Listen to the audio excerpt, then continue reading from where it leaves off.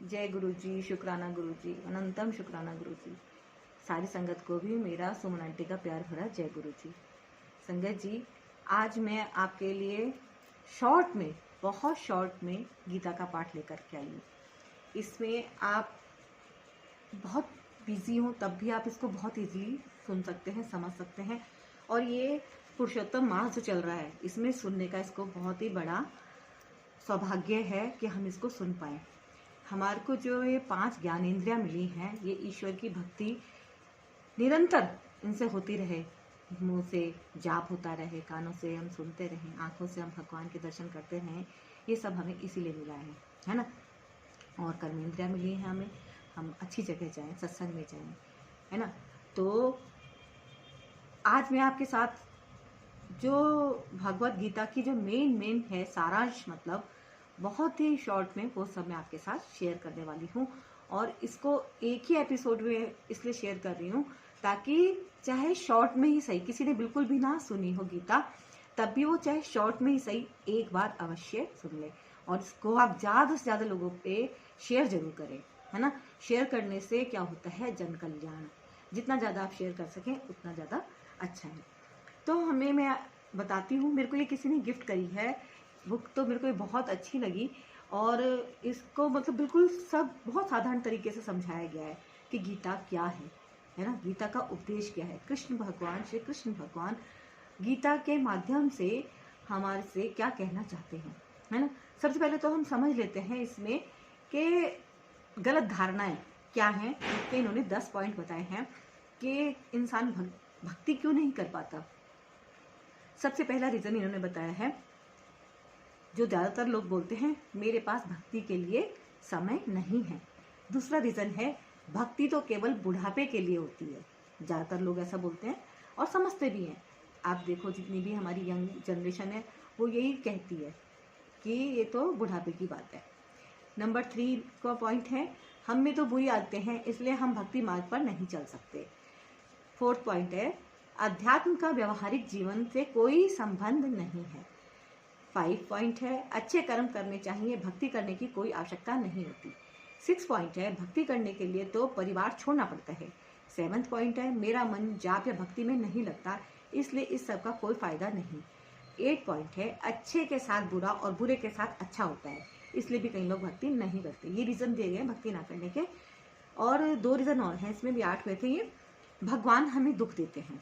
और 10 रीजन है, जब तुम्हारा व्यवहार ही नहीं बदलता तो ऐसी भक्ति का क्या फायदा, है ना। कई लोग कमेंट करते रहते हैं, जो लोग पूजा पाठ थोड़ा बहुत करते भी हैं, तो भाई तुम तो उसी तरह के स्वभाव के, अभी तक तुम्हारा व्यवहार तो चेंज हुआ नहीं है, तो भक्ति करने का, तुम्हारा पूजा पाठ करने का कोई फायदा नहीं है। ऐसे भी कई आपने सुना होगा, लोग बोलते रहते हैं, है ना। तो अभी इसको हम समझते हैं कि हमें भक्ति क्यों करनी चाहिए और भगवत गीता को हम कैसे समझें, है ना। इसको हम शॉर्ट में बता रहे हैं ये, इसको समझना कैसे है, भगवत गीता को कैसे समझें। आमतौर पर भगवत गीता लोगों को समझ में नहीं आती, क्योंकि वे इसे आम पुस्तक मानकर अपनी सांसारिक बुद्धि के बल पर समझने का प्रयास करते हैं। भगवत गीता स्वयं भगवान श्री कृष्ण की दिव्य वाणी है, जो केवल योग्य पात्र को उनकी कृपा से समझ में आ सकती है। यदि हमें भगवान की कृपा प्राप्त करनी है तो निम्नलिखित बिंदुओं पर ध्यान देना आवश्यक है।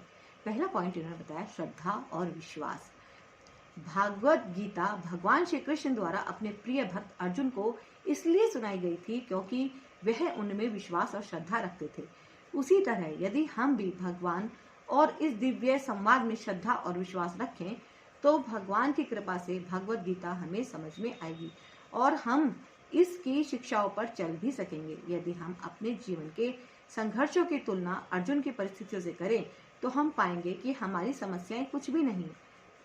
भगवत गीता के अध्ययन से पहले हमें यह पूर्ण विश्वास होना चाहिए कि यदि अर्जुन इतनी विकट परिस्थितियों में भी भगवत ज्ञान से अपने मोह को परास्त कर सभी कर्तव्यों को निभाने में सफल हुए, उसी प्रकार हम भी भगवत गीता की शरण में रहकर अवश्य ही अपने जीवन के हर क्षेत्र में सफलता प्राप्त कर सकते हैं, है ना। कई बार हमारे जीवन में बहुत कंफ्यूजन आता है, डाउट आते रहते हैं, क्या करें क्या ना करें।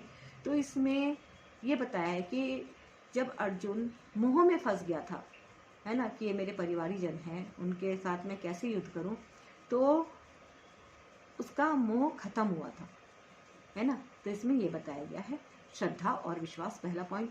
दूसरा पॉइंट है प्रभु की शरण लेना व विनीत होकर प्रार्थना करना। इंसान के हाथ में कुछ नहीं है, इसलिए उसके पास सिर्फ एक ही ऑप्शन होता है कि वह भगवान से हाथ जोड़कर प्रार्थना करे।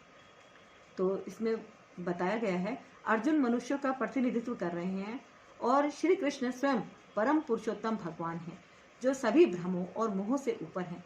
अर्जुन के सामने ना टाले जाने वाला युद्ध था जिसके विषय में सोचकर वह मानसिक शोक, मोह और भ्रम के दौर से गुजर रहे थे। अर्जुन भगवान की शरण में गए और उनसे मार्गदर्शन की याचना की, जिसके फलस्वरूप उन्हें वह दिव्य ज्ञान मिला और वह शोकग्रस्त अवस्था से मुक्त होकर विजयी बने। यदि हम भी अर्जुन की भांति श्री कृष्ण के समक्ष अपने आप को पूर्ण रूप से समर्पित कर दें और अहंकार को छोड़कर विनीत भाव से उनसे हाथ जोड़कर प्रार्थना करें, हे प्रभु, हम तो अज्ञानी हैं, आप हमारे गुरु अथवा मार्गदर्शक बन जाएं। तब श्री कृष्ण की कृपा से हमें यह भगवत ज्ञान समझ में आता है तथा भगवान स्वयं जीवन की बागडोर संभाल लेते हैं। फिर अवश्य ही हम भी अपने संघर्षों पर विजय प्राप्त कर सकते हैं। नंबर 3, धैर्य व निरंतरता। तो नंबर 3 पॉइंट इसमें बता रहे हैं भगवान भगवत गीता के श्लोक उच्चतम पूर्णता की बात करते हैं। नव साधक कुछ ही दिनों में पूर्णता हासिल करना चाहते हैं। जब ऐसा नहीं होता तो निराश होकर अध्ययन को ही छोड़ देते हैं।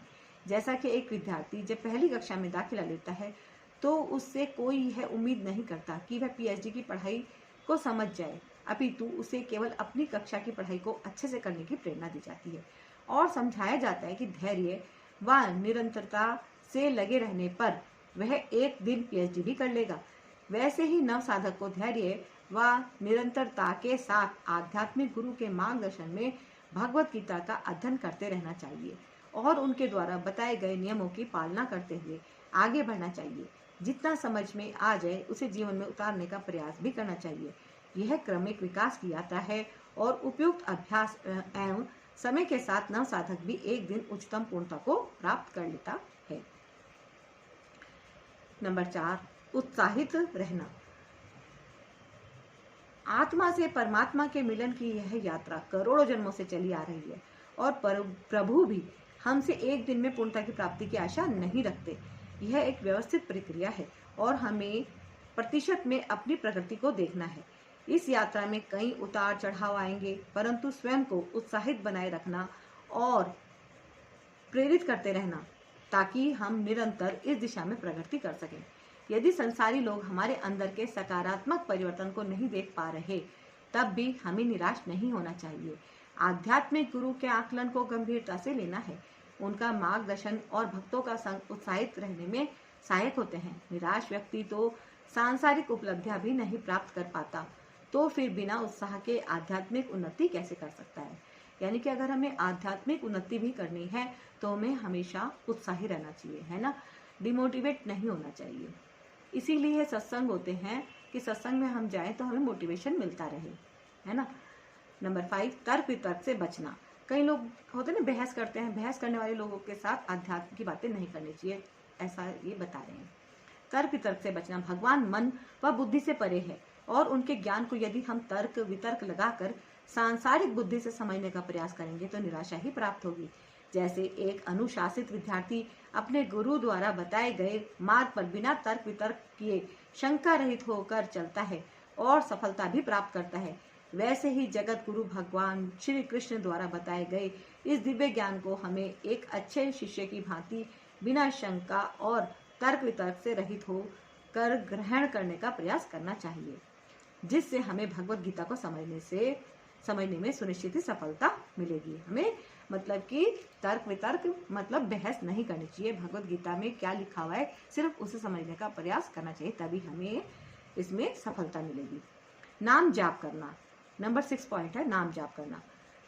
हमारा अनुभव है यदि साधक निरंतर भगवान के पवित्र नामों का जाप यानी कि कीर्तन का अभ्यास करता रहे तो उसकी बुद्धि दिव्य हो जाती है और भगवत गीता जैसे शास्त्रों को समझना व व्यवहारिक जीवन में उतारना भगवत कृपा में सहज हो जाता है ना।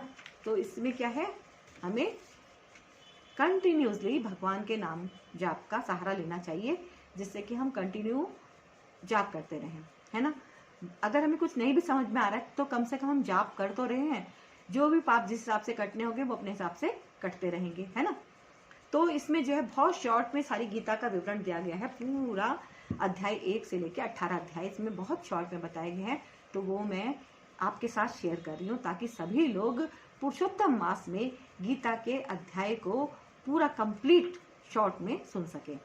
तो आप आगे से आगे इसको जरूर शेयर कीजिएगा। और गुरुजी ब्लेसिंग कल्याण गीता चैनल को अगर आपने अभी तक सब्सक्राइब नहीं किया है तो जरूर कर लीजिए, अभी कर लीजिए। वीडियो को लाइक कीजिएगा, है ना, और शेयर कीजिएगा और कमेंट करना बिल्कुल मत भूलिएगा। अध्याय 1 शोकग्रस्त अर्जुन। तो इसमें क्या बताया है, इसमें पॉइंट बता रहे हैं कि अर्जुन जो है बहुत शोक में है, तभी तो गीता का उपदेश शुरू हुआ। तो यह है सबसे पहला अध्याय 1।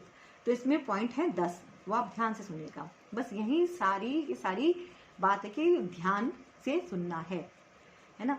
दुर्योधन नास्तिक एवं अभिमानी व्यक्तियों की विचारधारा का प्रतीक है, ये पहला पॉइंट है अध्याय 1 का, है ना। 2 अहंकारी व्यक्ति जो प्रभु से विमुख है, वे बाहर से बलवान होने का नाटक करता है पर अंदर से भयभीत रहता है। अर्जुन। नंबर 3 अर्जुन स्वजनों को देखकर मोहग्रस्त हो जाते हैं। नंबर 4 अर्जुन शोकग्रस्त अवस्था में गांडीव छोड़ देते हैं। नंबर 5 हम जब भी अर्जुन की ही भांति अपने जीवन में कभी न कभी इस प्रकार की शोकग्रस्त अवस्था को अनुभव करते हैं। नंबर 6 अर्जुन। नंबर 5 था हम सभी भी अर्जुन की ही भांति अपने जीवन में कभी न कभी इस प्रकार की शोकग्रस्त अवस्था को अनुभव करते हैं, डेफिनेटली करते हैं ना।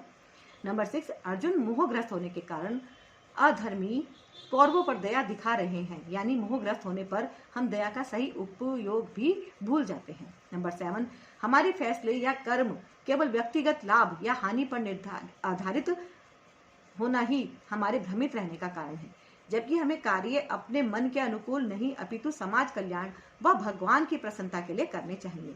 नंबर 8 अर्जुन की भ्रमित अवस्था हमारे चंचल मन को दर्शाती है। नंबर 9 अध्याय 1 का अर्जुन अधिकतर लोग जो भ्रमित हैं, मनमाने ढंग से जीवन जी रहे हैं और प्रभु के शरणागत नहीं होते, उनका प्रतीक है।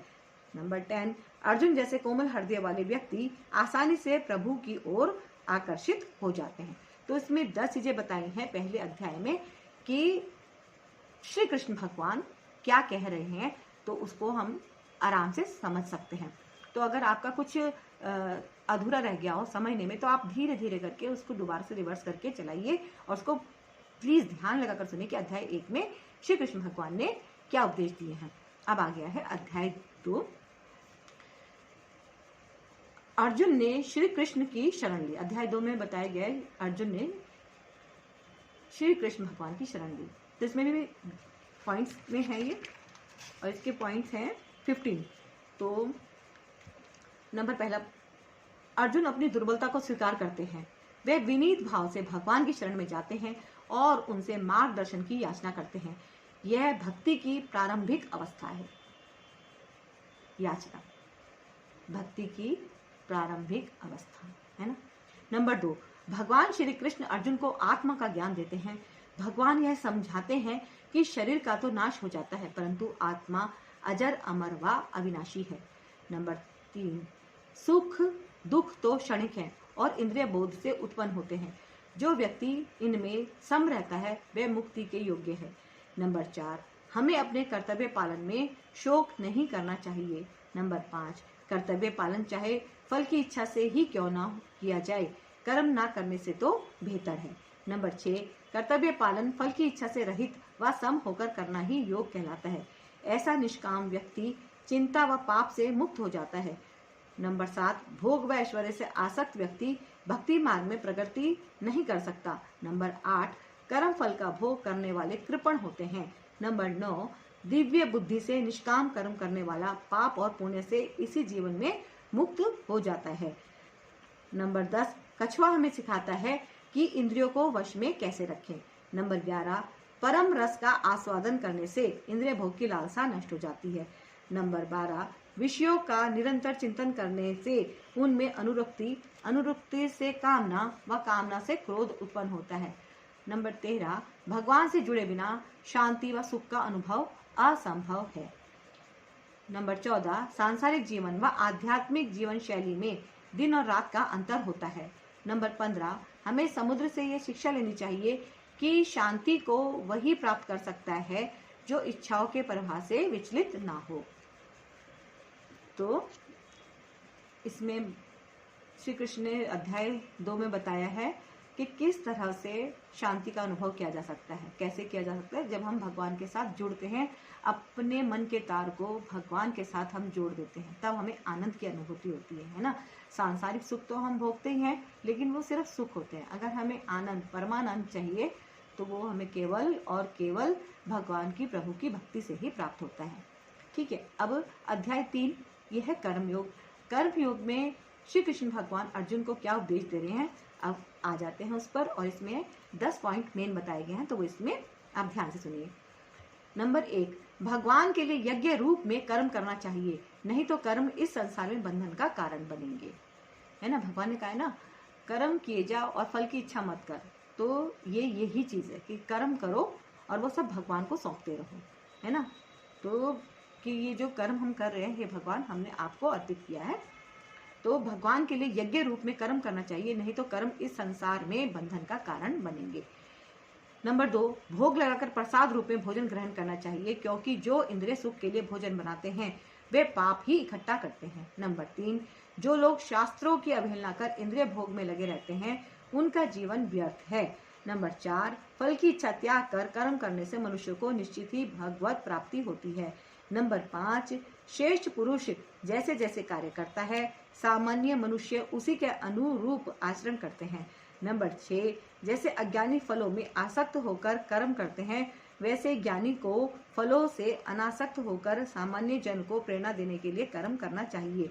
नंबर 7, ज्ञानी मनुष्य को चाहिए कि वे अज्ञानी लोगों को कर्म करने से रोके नहीं, बल्कि स्वयं भक्ति भाव से कर्म करते हुए उन्हें भी अपने नियत कर्म करने में लगाएं। नंबर 8, प्रत्येक व्यक्ति अपने स्वभाव के अनुसार कार्य करता है और किसी के भी स्वभाव को दबाया नहीं जा सकता। नंबर 9, हमारा सबसे बड़ा शत्रु काम है, जो बाद में क्रोध का रूप ले लेता है। इसी कारण व्यक्ति बिना इच्छा के भी पाप कर्मों की ओर आकर्षित हो जाता है।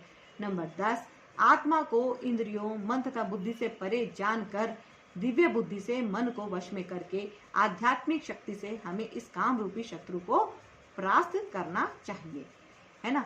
तो इन्होंने बताया है कृष्ण भगवान ने कि प्रत्येक व्यक्ति अपने स्वभाव के अनुसार कार्य करता है और किसी के भी स्वभाव को दबाया नहीं जा सकता, है ना।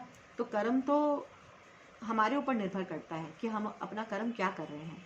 जैसे बताया इन्होंने, हमारा सबसे बड़ा शत्रु काम है, जो बाद में क्रोध का रूप ले लेता है, और इसी कारण व्यक्ति बिना इच्छा के भी पाप कर्मों की ओर आकर्षित हो जाता है। तो हमें क्या करना है, अपनी इंद्रियों के ऊपर ही थोड़ा सा कंट्रोल करने की जरूरत होती है ना। अब आ जाते हैं अध्याय 4। तो अब ये है अलौकिक ज्ञान। इसमें भी कितने पॉइंट हैं अध्याय 4 में, ये भी 10 पॉइंट हैं। पहला पॉइंट है, केवल भगवान के भक्त व मित्र ही अलौकिक ज्ञान को उनकी कृपा से समझ सकते हैं। जो अलौकिक ज्ञान प्रभु दे रहे हैं वो आम आदमी के बस का नहीं है। इसमें बताया गया है पहले पॉइंट में ही, केवल भगवान के भक्त व मित्र ही अलौकिक ज्ञान को उनकी कृपा से समझ सकते हैं। नंबर 2, अधर्म का नाश, धर्म की रक्षा व भक्तों के उद्धार हेतु प्रभु हर युग में अलग अलग रूपों में अवतरित होते हैं। नंबर 3, प्रभु के कर्म व जन्म दोनों ही दिव्य हैं, ऐसा जानने वालों को भगवत धाम की प्राप्ति होती है। नंबर 4, हम जैसे भाव से भगवान की पूजा करेंगे वैसे ही प्रभु हमें फल देंगे। नंबर 5, बुद्धिमान मनुष्य कर्म में अकर्म और अकर्म में कर्म देखते हैं, वह कर्म करते हुए भी योगी हैं। नंबर 6, जो व्यक्ति आश्चर्य रहित होकर फल की आसक्ति को त्याग कर और सदैव तृप्त रहकर कर्म करता है, वह सब कुछ करते हुए भी कुछ नहीं करता।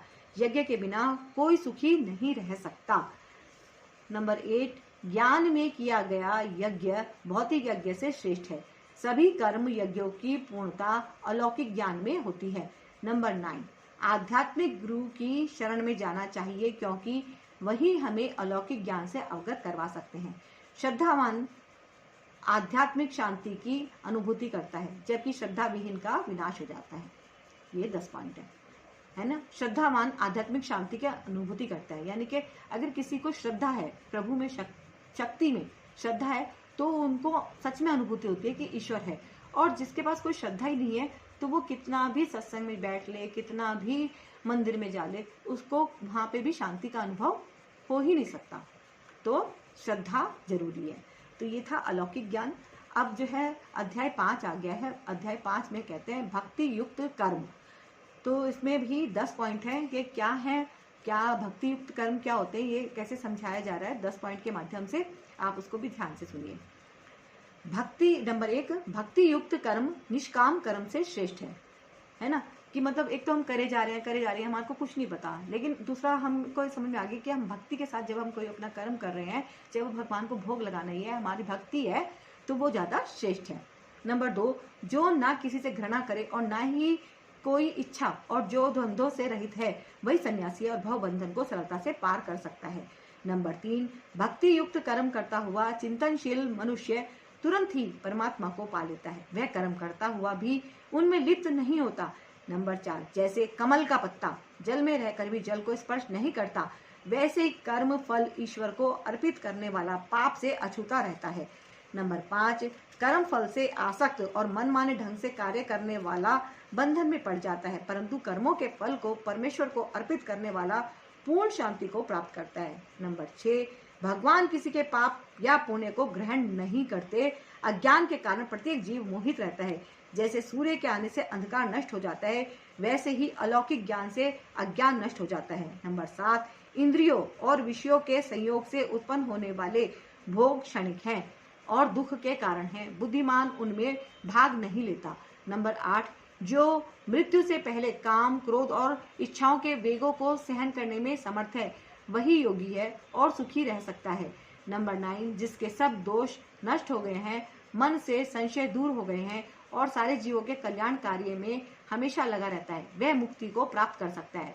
नंबर 10, भगवान को यज्ञों और तपस्याओं का भोक्ता, सब लोगों का महान ईश्वर तथा सब प्राणियों का हितैषी मित्र जानने वाला भौतिक दुखों से शांति प्राप्त कर लेता है।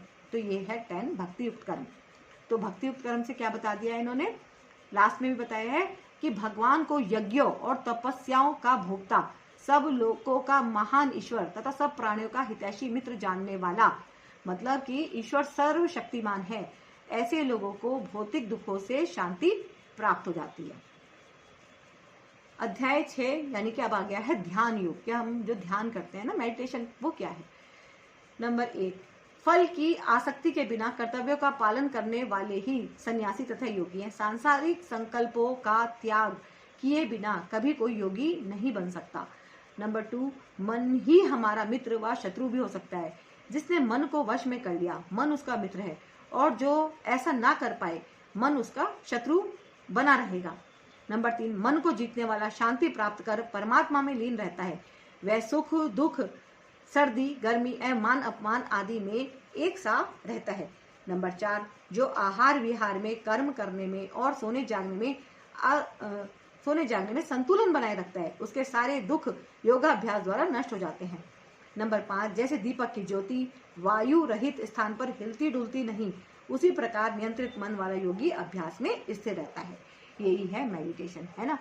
कह रहे हैं कि जैसे दिया जल रहा है और वो बिल्कुल स्थिर जल रहा है, यानी कि हवा का उस पर कोई प्रभाव नहीं पड़ रहा, हवा आ ही नहीं रही है तो स्थिर जल रहा है, और हवा आती है तो हिलता रहता है ना। तो इस तरह से अगर हम बिल्कुल एक टक होकर भगवान का ध्यान करते रहते हैं, बिल्कुल निरंतर अभ्यास करते रहते हैं, तो हमारे योगा अभ्यास से हमारे सारे दुख नष्ट हो जाते हैं। ठीक है। नंबर 4, जो आहार विहार में, कर्म करने में और सोने जागने में संतुलन बनाए रखता है, उसके सारे दुख योगाभ्यास द्वारा नष्ट हो जाते हैं। नंबर 5, जैसे दीपक की ज्योति वायु रहित स्थान पर हिलती डुलती नहीं, उसी प्रकार नियंत्रित मन वाला योगी अध्यात्म में स्थिर रहता है। नंबर 6, यह अस्थिर तथा चंचल मन जहाँ जहाँ भी भटके, वहाँ वहाँ से हटाकर उसे निश्चित ही अपने वश में लाने का प्रयास करना चाहिए। नंबर 7, जो सभी जगह और सभी वस्तुओं में प्रभु का ही दर्शन करते हैं, प्रभु उनके लिए और वह प्रभु के लिए कभी अदृश्य नहीं होते।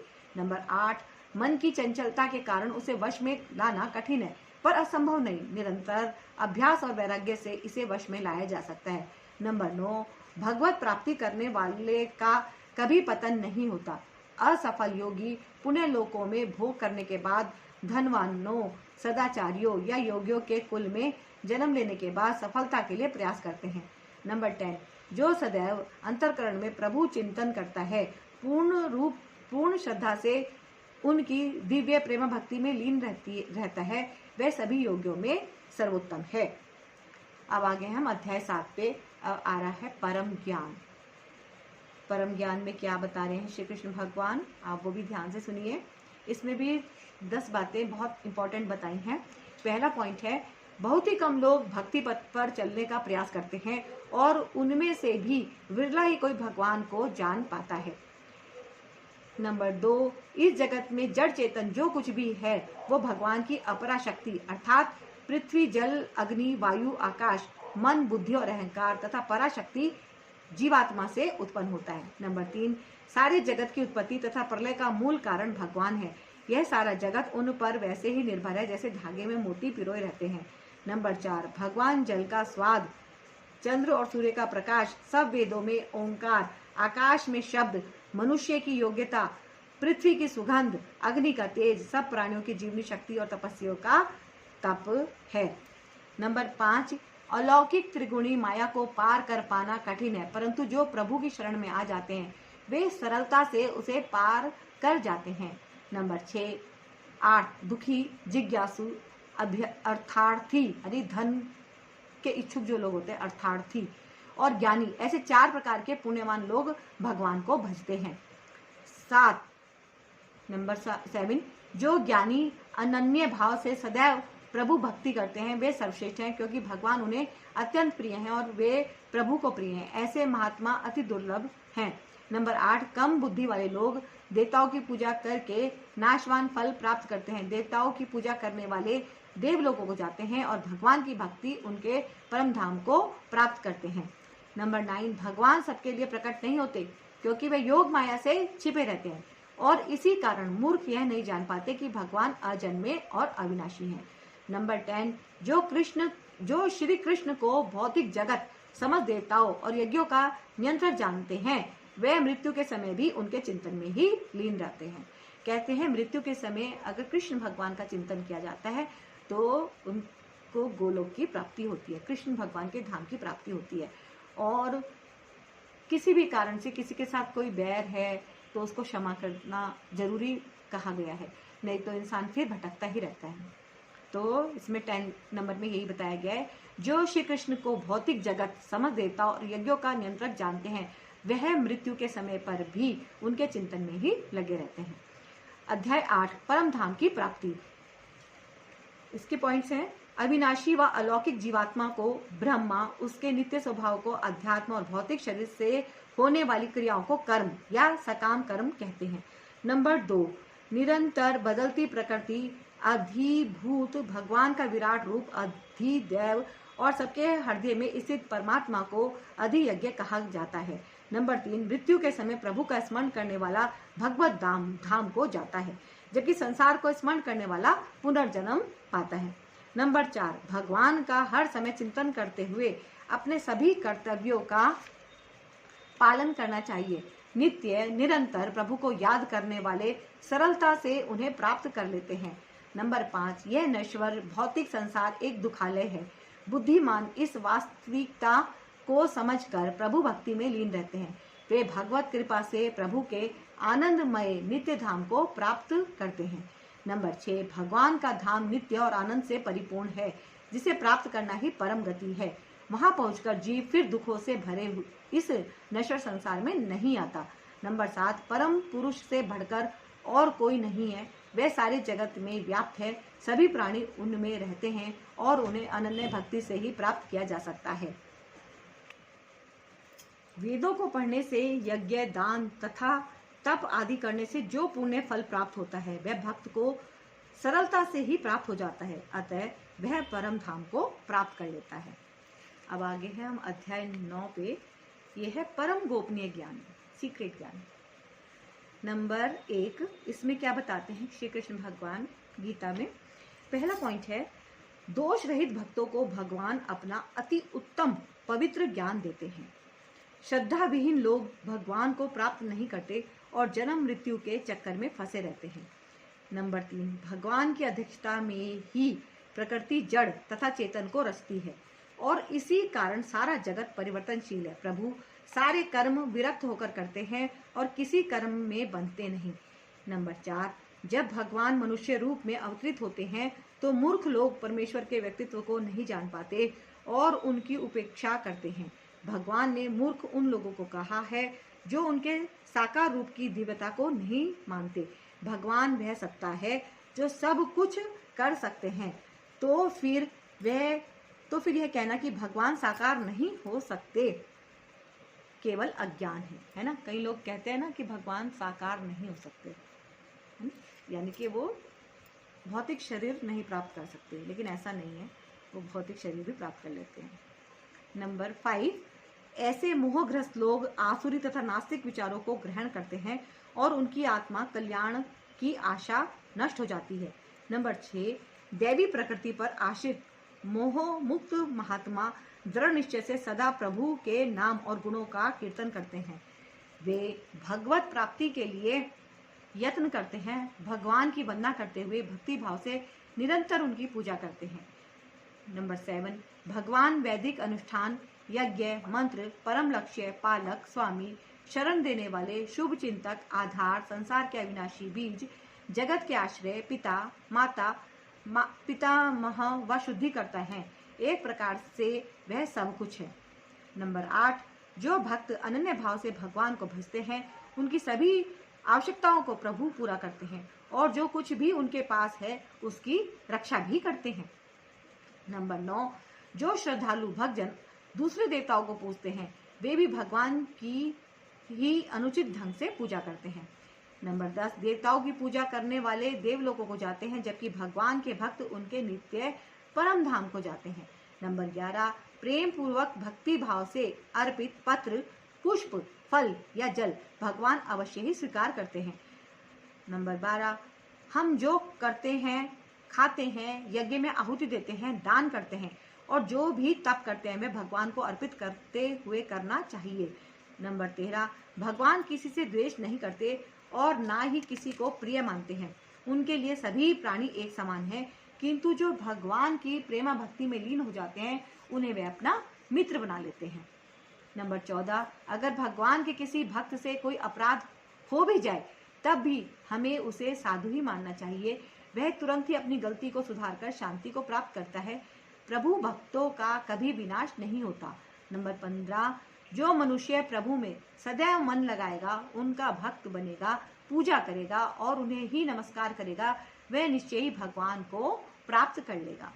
अब आ गए हम अध्याय 16 पर। श्री कृष्ण का वैभव तो कैसे बताया है इन्होंने। नंबर 1, भगवान देवताओं और महर्षियों के भी आदि कारण है, इसलिए वह भी भगवान की उत्पत्ति या प्रभाव को नहीं जानते। नंबर 2, जो मनुष्य भगवान को अजन्मा, अनादि और सब लोगों का महान ईश्वर जानता है वह सब पापों से मुक्त हो जाता है। नंबर 3, बुद्धिमान जन जो यह जान लेते हैं कि भगवान श्री कृष्ण संपूर्ण जगत की उत्पत्ति का कारण है वह प्रभु भक्ति में लीन रहता है। नंबर 4, भक्त प्रभु चिंतन करते हुए अपने जीवन को उन्हें अर्पित कर सदैव उनके विषय में चर्चा करते हैं और एक दूसरे को ज्ञान बांटते हुए आनंदित रहते हैं। नंबर 5, निरंतर भगवान की भक्ति करने वालों को प्रभु ऐसी बुद्धि प्रदान करते हैं जिससे वे उन्हें पा सकें। नंबर 6, इन भक्तों पर श्री कृष्ण विशेष कृपा करके उनके अज्ञान से उत्पन्न अंधकार को ज्ञान के प्रकाशमय दीपक से मिटा देते हैं। नंबर 7, अर्जुन भगवान की सत्ता, ऐश्वर्य और योग शक्ति को पूरी तरह से सत्य मानते हैं और इस निष्कर्ष पर पहुंचते हैं कि केवल भगवान ही अपनी अचिंत्य शक्ति से अपने आप को जानने वाले हैं। वे भगवान से उनके दिव्य ऐश्वर्य का विस्तार से वर्णन करने की प्रार्थना करते हैं। अर्जुन युद्ध क्षेत्र में होने पर भी आनंदित हैं। यही आध्यात्म की मध्यम अवस्था है। भगवान ने अर्जुन की विनती पर अपने असीमित ऐश्वर्य में से कुछ मुख्य के बारे में बताया। भगवान ही चेतना, आत्मा, सूर्य, चंद्र, इंद्रियों में मन, रुद्रों में शंकर, समुद्र ओंकार, यज्ञों में जप यज्ञ, पर्वतों में हिमालय और देव ऋषियों में नारद हैं। नागों में अनंत शेष, दैत्यों में प्रहलाद, शस्त्रधारियों में श्री राम, अविनाशी काल, जन्म का कारण व मृत्यु भी है। नंबर 9, प्रभु सभी की उत्पत्ति का बीज कारण है। ऐसा कोई भी चर तथा अचर नहीं जो उनके बिना रह सके। नंबर 10, भगवान की विभूतियों का कोई अंत नहीं। भगवान अर्जुन से कहते हैं कि इस विस्तृत ज्ञान की आवश्यकता क्या है। वह तो इस सारे जगत को अपनी शक्ति के एक अंश मात्र से धारण करके स्थित है। तो ऐसा है श्री कृष्ण भगवान का वैभव। अध्याय 11, विश्व रूप के दर्शन, है ना। वो भगवान श्री कृष्ण ने अर्जुन को जो दर्शन कराए थे अपने विराट रूप के, अब ये उसके बारे में डिटेल में बता रहे हैं थोड़ा सा पॉइंट में, मतलब शॉर्ट में ही। तो इसके भी पॉइंट कितने हैं, 15 पॉइंट है, बहुत इंपॉर्टेंट है, जरा ध्यान से सुनिएगा सब। भगवान से दिव्य ज्ञान को सुनकर अर्जुन का अज्ञान नष्ट हो गया और वे भगवान से उनके विश्व रूप के दर्शन करवाने का आग्रह करते हैं। ये पहला पॉइंट है। दूसरा है, भगवान अर्जुन को दिव्य दृष्टि देते हैं और अपने विश्व रूप के दर्शन करवाते हैं। नंबर 3, आकाश में यदि हजारों सूर्य उदय हो जाएं, तब भी उनका प्रकाश उस विश्व रूप के तेज की समानता नहीं कर सकता। नंबर 4, अर्जुन ने भगवान के दिव्य शरीर में ब्रह्मा जी, शिव जी, सभी देवताओं व ऋषियों, सभी प्राणियों तथा दिव्य सर्पों को भी देखा। नंबर 5, अर्जुन ने भगवान से कहा, आप ही जानने योग्य परम ब्रह्म हैं, इस जगत के अंतिम आधार हैं, अविनाशी हैं, अनादि धर्म के रक्षक हैं और आप ही सनातन पुरुष हैं। नंबर 6, भगवान के भयंकर विश्व रूप को देखकर अर्जुन कंपित हो उठे और भगवान से आग्रह किया कि वह अपने विश्व रूप का प्रयोजन बताएं। नंबर 7, भगवान ने कहा, मैं सब लोगों का नाश करने वाला महाकाल हूँ और इनका अहंकार करने के लिए ही आया हूँ। तुम्हारी युद्ध ना करने पर भी विपक्षी सेना में आए हुए सब योद्धा मारे जाएंगे। नंबर 8, भगवान अर्जुन को उठकर युद्ध लड़ने के लिए कहते हैं और प्रेरित करते हैं कि उसे अपने शत्रुओं को जीतकर कीर्ति प्राप्त करके राज्य को भोगना चाहिए। भगवान यह भी बताते हैं कि उन्होंने पहले ही शत्रुओं को मार रखा है और अर्जुन को सदैव यह याद रखना चाहिए कि वह केवल निमित्त मात्र है। नंबर 9, अर्जुन ने कहा, हे ऋषिकेश, यह ठीक ही है कि आपके नाम और प्रभाव के कीर्तन से सारा जगत हर्षित और आपसे अनुरुक्त हो रहा है। राक्षस डर कर सब दिशाओं में भाग रहे हैं, जबकि सारे सिद्धगण आपको नमस्कार कर रहे हैं। नंबर 10, अर्जुन भगवान को आदिदेव और सनातन पुरुष संबोधित करते हुए कहते हैं कि आप इस जगत के परम आश्रय जानने वाले और जानने योग्य हैं। आप परम धाम हैं, हे अनंत रूप, आप ही इस सारे जगत में व्याप्त हैं। नंबर 11, अर्जुन भगवान से अनजाने में हुई गलतियों की क्षमा मांगते हैं। वह प्रभु से उनके चतुर्भुज व मनोहारी मनुष्य रूप के दर्शन करवाने की प्रार्थना करते हैं। नंबर 12, भगवान ने अर्जुन को पहले अपने चतुर्भुज रूप के और फिर अपने अति सुंदर मानव रूप के दर्शन करवाकर धैर्य बंधाया। नंबर 13, भगवान के अति सुंदर मनुष्य रूप को देखकर अर्जुन आनंदित हो गए और अपनी स्वाभाविक स्थिति को प्राप्त किया। नंबर 14, भगवान के दर्शन बहुत दुर्लभ है। उन्हें ना वेदाध्ययन से, ना तपस्या से, ना दान से और ना ही यज्ञ आदि अन्य साधनों से देखा जा सकता है। 15, केवल अनन्य भक्ति से ही भगवत तत्व को जाना और प्रभु को देखा जा सकता है। केवल भगवान के लिए कर्म करने वाले, उन्हीं पे आश्रित रहने वाले, उनकी भक्ति में लीन, आसक्ति रहित, किसी से बैर ना रखने वाले निश्चित ही उन्हें प्राप्त करते हैं। अब आ गया है अध्याय 12, भक्ति योग। यहाँ से भक्ति योग शुरू है। नंबर 1, भगवान के साकार रूप में अपने मन को लगाने व पूरी श्रद्धा से उनकी उपासना करने वालों को भगवान सर्वश्रेष्ठ मानते हैं। भगवान यह भी बताते हैं कि उनके निराकार रूप में मन लगाना बहुत कष्टदायक है और यह मार्ग है भी कठिन। नंबर 2, भगवान आश्वासन देते हैं कि जो भक्त सारे पापों को उन्हें अर्पण करके उन्हें परम लक्ष्य मानकर उनकी अनन्य भक्ति करते हैं, उनकी मृत्यु रूपी संसार सागर से वह शीघ्र ही उद्धार कर देते हैं। उनका मृत्यु रूपी संसार सागर से वे शीघ्र ही उद्धार कर देते हैं। नंबर 3, मन को ईश्वर में स्थिर करके उनमें ही बुद्धि को लगाने वाला निश्चय ही भगवान को प्राप्त करेगा, इसमें कोई संशय नहीं है। यदि कोई अविचल भाव से मन को ईश्वर में नहीं लगा सकता तो फिर उसे भक्ति योग के विधि विधानों का पालन करके भगवान को प्राप्त करने की इच्छा करनी चाहिए। नंबर 5, यदि कोई भक्ति योग के विधि विधानों का पालन भी नहीं कर सकता तो भगवान के लिए कर्म करने का प्रयत्न करना चाहिए। इस प्रकार कर्म करते हुए वह सिद्धि प्राप्त कर लेगा। नंबर 6, परंतु यदि यह भी नहीं कर सकता तो अपने समस्त कर्मों के फल का त्याग करते हुए आत्मस्थित होने का प्रयास करना चाहिए, जिससे मन को शांति मिलती है। नंबर 7, यदि यह अभ्यास भी नहीं कर सके तो ध्यान लगाना चाहिए, और यदि ध्यान भी ना लगा सके तो ज्ञान अर्जित करने का प्रयत्न करना चाहिए। नंबर 8, जो ना तो किसी प्राणी के कष्ट का कारण बने और ना ही किसी प्राणी से विचलित हो, जो हर्ष, शोक, भय, चिंता और कष्टों से मुक्त है, और जो सांसारिक आकांक्षाओं से विरक्त, बाहर भीतर से शुद्ध, निपुण तथा सभी कर्मफलों को त्याग चुका है, वह भगवान को अति प्रिय है। जो मित्र, शत्रु, मान अपमान, सुख दुख, गर्मी सर्दी, निंदा स्तुति में सम रहे, जो कुसंगति से मुक्त है, कम बोले, संतुष्ट रहे, जिसके रहने के स्थान में आसक्ति न हो, जिसकी बुद्धि दृढ़ता से भगवान में स्थिर रहे और जो उनकी भक्ति में लीन हो, ऐसा भक्त भगवान को अत्यंत प्रिय है। जो इस प्रकार बताए गए पवित्र धर्म रूपी अमृत ज्ञान का श्रद्धा से आचरण करते हैं और भगवान को ही अपने जीवन का परम लक्ष्य मानकर उनकी भक्ति में रत रहते हैं, वह भक्त भगवान को अतिशय प्रिय है। अध्याय 13, क्षेत्र और क्षेत्रज्ञ। नंबर 1 इसके पॉइंट है। नंबर 1, भगवान श्री कृष्ण बताते हैं कि यह शरीर क्षेत्र कहलाता है। इसे जानने वाला क्षेत्रज्ञ, जो एक आत्मा तो दूसरा परमात्मा है, इन सब को जान लेना ही ज्ञान है। नंबर 2, 5 महाभूत पृथ्वी, जल, अग्नि, वायु, आकाश, अहंकार, बुद्धि, मूल प्रकृति, 3 गुण, 10 इंद्रियां, 5 ज्ञानेंद्रियां व 5 कर्मेंद्रियां, 1 मन, 5 इंद्रियों के विषय, शब्द, रूप, रस, गंध, स्पर्श तथा इच्छा, द्वेष, सुख, दुख, स्थूल शरीर, चेतना और धैर्य, इस तत्व समूह को संक्षेप में क्षेत्र कहा गया है।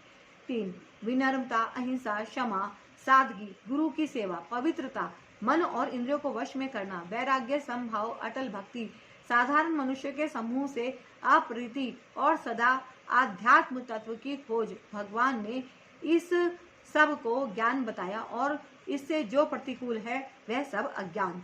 नंबर 4, परमात्मा इस लोक की प्रत्येक वस्तु में विद्यमान है, सबका भरण पोषण करते हैं, वह मनुष्य होने के कारण जाने नहीं जा सकते और दूर होते हुए भी निकट है। परमात्मा अखंडित होते हुए भी सब प्राणियों में बटे हुए हैं, वह ज्योतियों के भी ज्योति है और अंधकार से परे हैं, वह स्वयं ज्ञान है, जानने योग्य है, ज्ञान का लक्ष्य है और सबके हृदय में विराजमान है।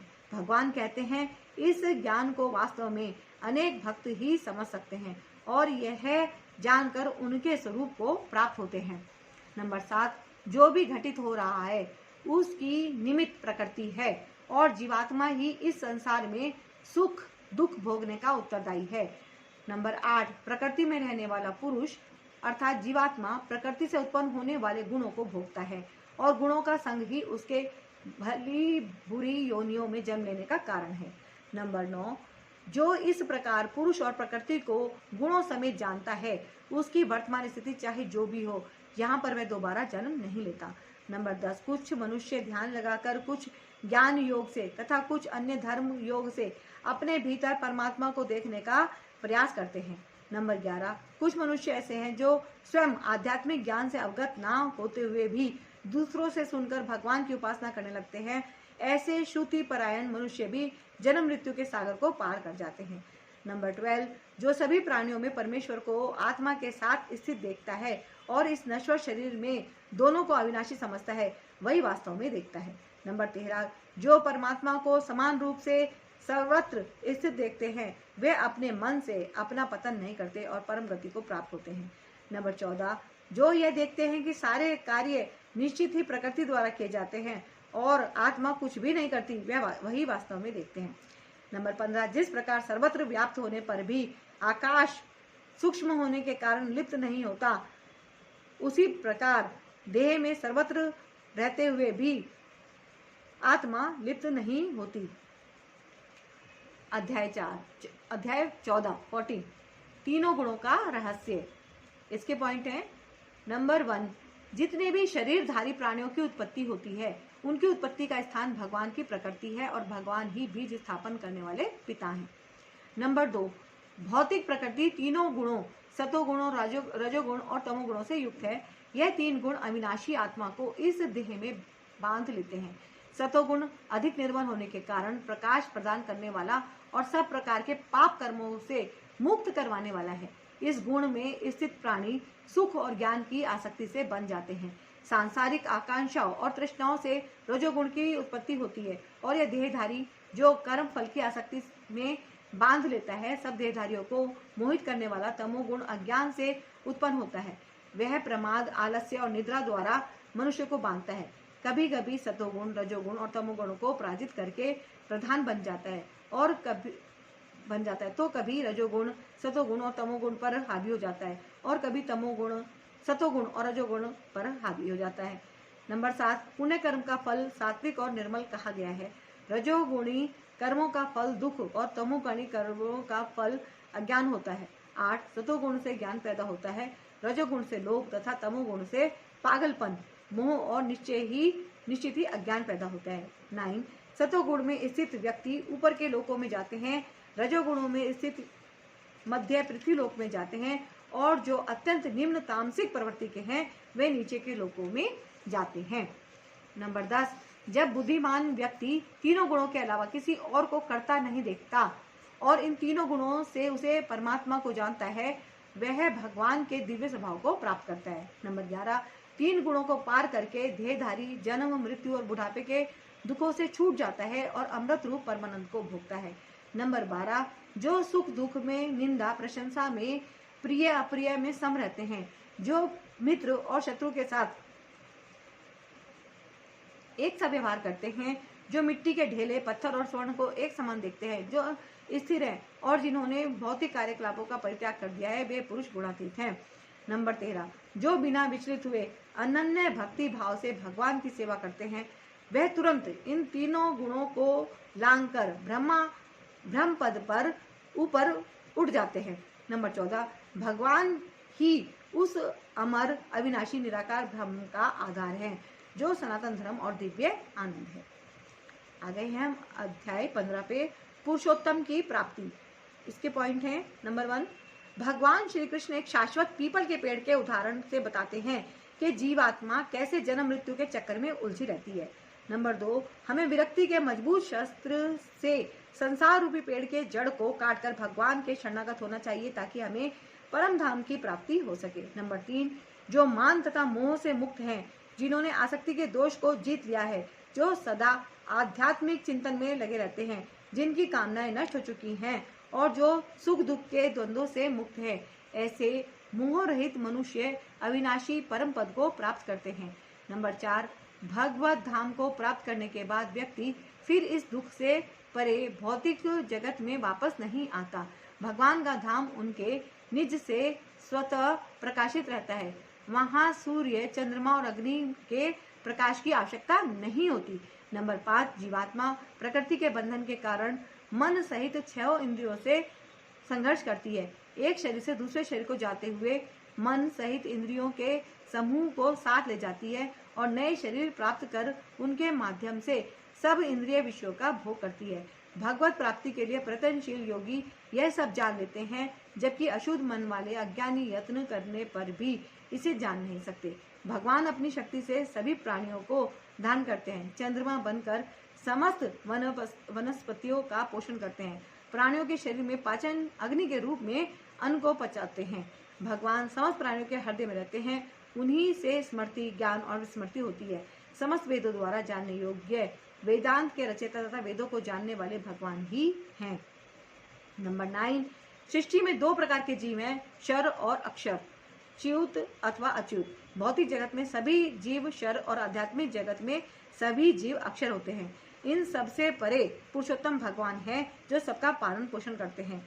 नंबर 10, जो संशय रहित होकर श्री कृष्ण को पुरुषोत्तम भगवान के रूप में जानते हैं, वे सब जानने वाले हैं और पूरी तरह से उनकी भक्ति में लीन हो जाते हैं। इस ज्ञान से मनुष्य बुद्धिमान हो जाता है और अपने प्रयासों में सफल होता है।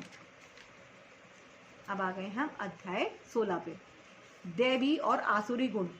क्या है ये दैवी और आसुरी गुण, जान लेते हैं। क्या कहते हैं श्री कृष्ण भगवान।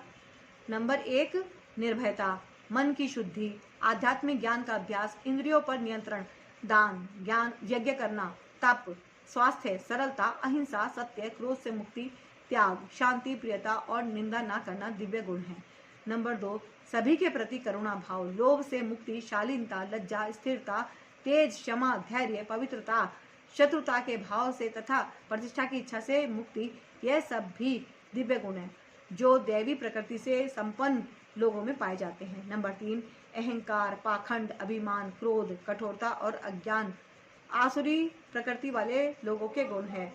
नंबर 4, दैवी गुण मोक्ष देने वाले हैं और आसुरी गुण बंधन में डालने वाले हैं।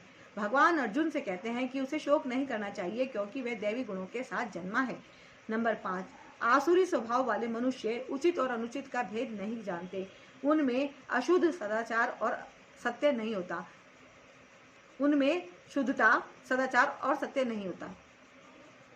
नंबर 5 है ये, आसुरी स्वभाव वाले मनुष्य उचित और अनुचित का भेद नहीं जानता, उनमें शुद्धता, सदाचार और सत्य नहीं होता। उनका मानना है कि यह जगत असत्य, निराधार और ईश्वर रहित है। यह अपने आप केवल स्त्री पुरुष के संयोग से बना है, दूसरा कोई कारण नहीं है। यह मंद बुद्धि और भ्रष्ट विचारधारा वाले लोग जगत के विनाश के लिए ही कार्यरत हैं। नंबर 6, गर्व, झूठी प्रतिष्ठा के मद में चूर, मोहग्रस्त लोग कभी संतुष्ट न होने वाले काम का आश्रय लेकर अशुभ संकल्प के साथ कार्य करते हैं। वे मृत्यु तक अनगिनत चिंताओं में पड़े हुए विषय भोग में डूबे रहते हैं। वे समझते हैं कि संसार में बस इतना ही सुख है। नंबर 7, वे सैकड़ों इच्छाओं के जाल में बुरी तरह से जकड़े हुए काम क्रोध के शिकार, भोग विलास के लिए अनीति से धन संग्रह करने में लगे रहते हैं। भ्रमित चित्त वाले मोह जाल में जकड़े हुए विषय भोगों में अत्यधिक आसक्त लोग नरक में गिरते हैं। नंबर 8, अहंकार, बल, घमंड, काम और क्रोध के आश्रित होकर दूसरों की निंदा करने वाले पुरुष स्वयं अपने और दूसरों के शरीर में स्थित अंतर्यामी प्रभु के साथ द्वेष करते हैं।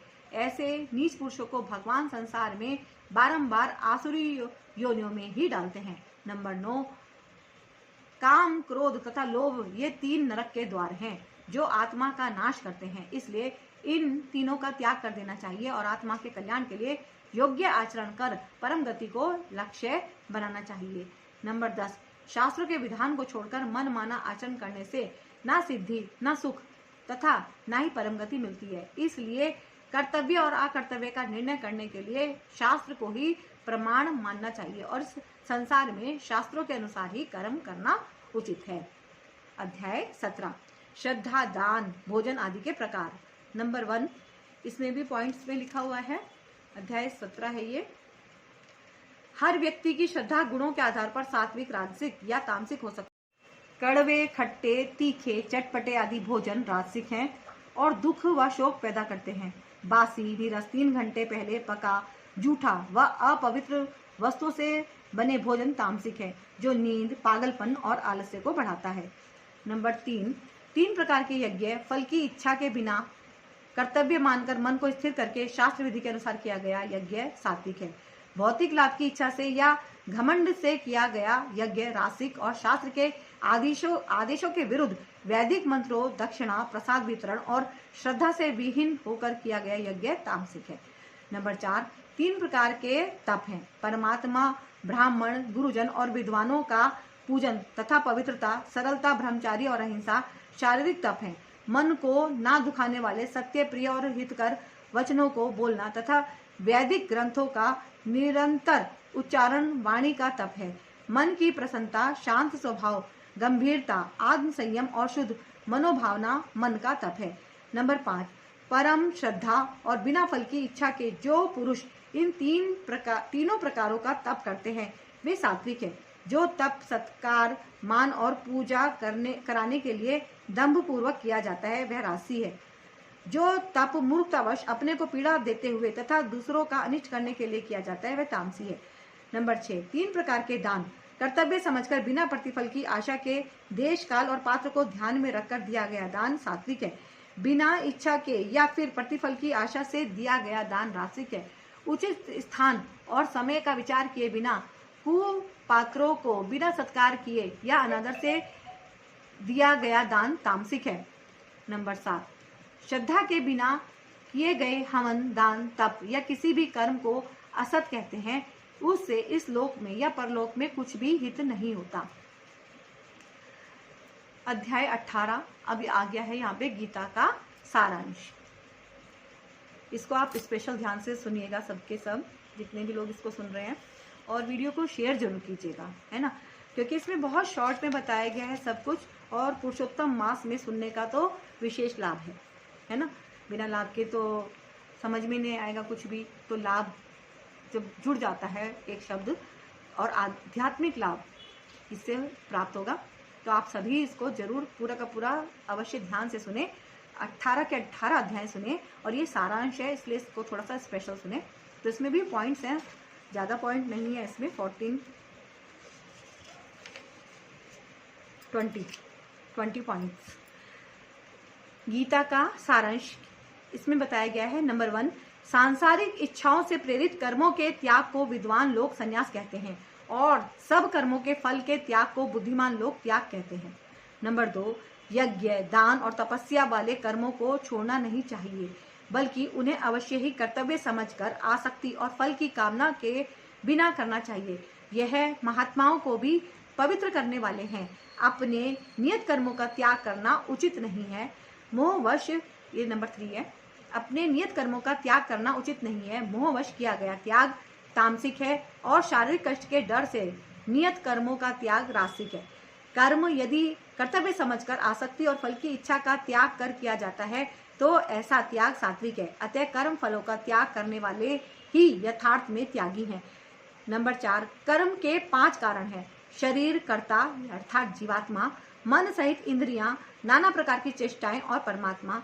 ऐसा होने पर भी जो आत्मा को ही कर्ता मानता है वह दुर्मति वस्तुओं को वास्तविक रूप में नहीं देखता। नंबर 5, ज्ञान के 3 प्रकार हैं। जिस ज्ञान द्वारा मनुष्य भिन्न भिन्न प्राणियों में एक ही परमात्मा को देखता है वह सात्विक है। जिस ज्ञान के द्वारा मनुष्य विभिन्न शरीरों में पृथक पृथक जीवों को देखता है वह रासिक, और जिस ज्ञान से मनुष्य युक्ति के बिना यथार्थ से रहित नश्वर शरीर को ही आत्मा मानकर पूर्ण रूप से आसक्त रहता है वह तामसिक ज्ञान है। नंबर 6, कर्म के 3 प्रकार। जो कर्म शास्त्रों के अनुसार फल की इच्छा के बिना आसक्ति और राग द्वेष रहित किया जाता है वह सात्विक है। जो कर्म अपनी इच्छा को पूर्ण करने हेतु अहंकारवश और कठिन परिश्रम से किया जाता है वह रासिक है। जो कर्म भावी बंधन, हानि, हिंसा, परिणाम और अपने सामर्थ्य का विचार किए बिना मोहवश आरंभ किए जाते हैं वह तामसिक कहलाते हैं। नंबर 7, कर्ता के 3 प्रकार हैं। जो आसक्ति और अहंकार से रहित है, दृढ़ उत्साही, सफलता तथा असफलता में अविचलित रहने वाला है वह सात्विक कर्ता है। जबकि जो आसक्त है, कर्म फल के भोग की चाह रखता है, और जो लोभी, हिंसात्मक, अपवित्र है तथा हर्ष और शोक से विचलित होता है रासिक करता है। जो अनुशासनहीन, घमंडी, धूर्त, दूसरों का अपमान करने वाला, आलसी, सदैव निराश और दीर्घसूत्री है वह तामसिक कर्ता कहलाता है। नंबर 8, बुद्धि के 3 प्रकार। जो बुद्धि उचित, अनुचित, कर्तव्य, अकर्तव्य, भय, अभय तथा बंधन मोक्ष के भेद को जानती है वह सात्विक है। किंतु जिस बुद्धि से धर्म अधर्म और कर्तव्य अकर्तव्य का ठीक निर्णय नहीं होता वह रासिक है। जो बुद्धि अंधकार से घिरी हुई है, अधर्म को धर्म मानती है और सब बातें उल्टी ही देखती है वह तामसिक कहलाती है। नंबर 9, सुख के 3 प्रकार। जो पहले विष किंतु बाद में अमृत के तुल्य हो जाता है वह सात्विक सुख है। जो पहले अमृत जैसा लगता है किंतु बाद में विष के समान हो जाता है वह राजसिक सुख है। जो सुख आरंभ के अंत तक मनुष्य को मोह में फंसाता है वह तामसिक सुख कहलाता है। नंबर 10, जिस परमेश्वर से समस्त प्राणियों की उत्पत्ति हुई है तथा जिससे यह संपूर्ण सृष्टि व्याप्त है, अपने स्वाभाविक कर्मों को करते हुए उस परमेश्वर की पूजा करके मनुष्य सिद्धि को प्राप्त करता है।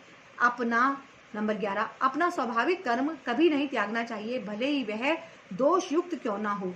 वास्तव में सभी कर्म किसी न किसी दोष से वैसे ही युक्त रहते हैं जैसे धुएं से आग घिरी रहती है। नंबर 12, भगवान पर आश्रित रहकर उनके भक्त अपने सभी कर्म करते हुए भी प्रभु की कृपा से उनके नित्य विनाशी धाम को प्राप्त करते हैं। नंबर 13, सब कर्मों को प्रभु को अर्पण कर उन्हें ही लक्ष्य मान भक्ति के सहारे निरंतर अपनी चेतना को उनमें लीन रखना चाहिए। ऐसा करने पर हम भगवान की कृपा से जीवन की सभी बाधाओं को पार कर पाएंगे। यदि अहंकार वश उनकी बात नहीं सुनेंगे तो नष्ट हो जाएंगे। नंबर 14, भगवान इस रहस्यमय ज्ञान को समझाने के बाद अर्जुन को कहते हैं कि वह इस पर पूरी तरह से मनन करे और फिर जैसा चाहे वैसा करे। स्वतंत्र इच्छा का हमें सदुपयोग करना चाहिए। नंबर 15, भगवान कहते हैं सदा मेरा चिंतन करो, मेरे भक्त बनो, मेरी पूजा करो तथा मेरी वंदना करो। ऐसा करने से तुम निश्चित ही मुझे पा लोगे। यह मेरा तुमसे वचन है क्योंकि तुम मुझे अत्यंत प्रिय हो। नंबर 16, सब धर्मों को त्याग कर केवल प्रभु शरण में जाने से भगवान सब पापों से मुक्त कर देते हैं। हमें शोक या चिंता नहीं करनी चाहिए। नंबर 17, जो ना तो आत्म संयमी, ना भक्त, ना प्रभु संबंधी ज्ञान सुनना चाहते हो और जो प्रभु से द्वेष करते हो उन्हें यह ज्ञान नहीं बताना चाहिए। लेकिन जो प्रभु भक्तों को यह ज्ञान बतलाएगा वह प्रभु की शुद्ध भक्ति को प्राप्त करेगा और उनके धाम को जाएगा। इसमें कोई संदेह नहीं है। देखा, इसमें भी ये बताया गया है कि जो नास्तिक लोग हैं उनको तो बिल्कुल ना बताया जाए, लेकिन जो आस्तिक लोग हैं उन्हें ये ज्ञान जरूर बताना चाहिए। इससे बताने वाले का भी कल्याण और जिनको आपने भेजा है उनका भी कल्याण ही होता है। 18, जो इस पवित्र संवाद का अध्ययन करता है वह अपनी बुद्धि से भगवान की पूजा करता है। जो दोष ना ढूंढकर श्रद्धा से इसको सुनेगा वह पापों से मुक्त होकर उन शुभ लोकों को प्राप्त होगा जो पवित्र कर्म करने वालों को मिलते हैं। ऐसा भगवान का मत है। 19, अर्जुन कहते हैं अच्युत भगवान श्री कृष्ण की कृपा से उसका मोह नष्ट हो गया है और उसकी स्मृति वापस आ गई है। अब वह संशय रहित और ज्ञान में दृढ़ है तथा प्रभु की आज्ञा का पालन करने को तैयार है। नंबर 20, जहाँ योगेश्वर श्री कृष्ण हैं, जहाँ धनुर्धर अर्जुन है, वहीं पर अनंत ऐश्वर्य, विजय, दिव्य शक्ति और अटल नीति रहते हैं। यह है संजय का मत है। तो ये बहुत ही ज़्यादा बढ़िया बात लगी कि बहुत ही शॉर्ट में इन्होंने सारे अध्याय 1 से लेकर 18 तक बिल्कुल शॉर्ट में समझा दिए। तो आशा करती हूँ आप लोगों ने इसे ध्यान से सुना होगा, क्योंकि ध्यान से सुनने से ही इसमें देखो कितना इन्होंने संक्षिप्त में बताया है कि सिर्फ सुनने मात्र से भी पापों का नाश होता है। जाप करने के बहुत लाभ होते हैं, है ना। तो ये भी एक तरह का जो हमने पाठ करा है ये भी एक तरह का जाप ही है। और जो हम सुन रहे हैं इससे हमारे जो जितने भी हमारे दुर्गुण हैं उनका नाश होता है ना। जो हमारे शरीर में अवगुण है ना, काम, क्रोध, लोभ, मोह, ईर्ष्या, ये सब बुराइयां हैं। और अगर हम इसको अच्छे से सुनते हैं तो इन पे हम किसी हद तक कंट्रोल कर लेते हैं, है ना। थोड़ा थोड़ा हमारा डे बाय डे थोड़ा थोड़ा सही पर हमारा ज्ञान थोड़ा इम्प्रूव होता है, बढ़ता है। तो आप इसको ज़्यादा से ज़्यादा वीडियो को ज़रूर शेयर कीजिएगा। और गुरुजी ब्लेसिंग कल्याण गीता चैनल को आपने सब्सक्राइब नहीं किया है तो कर लीजिएगा, वीडियो को लाइक कीजिएगा। जय गुरुजी, शुक्राना गुरुजी।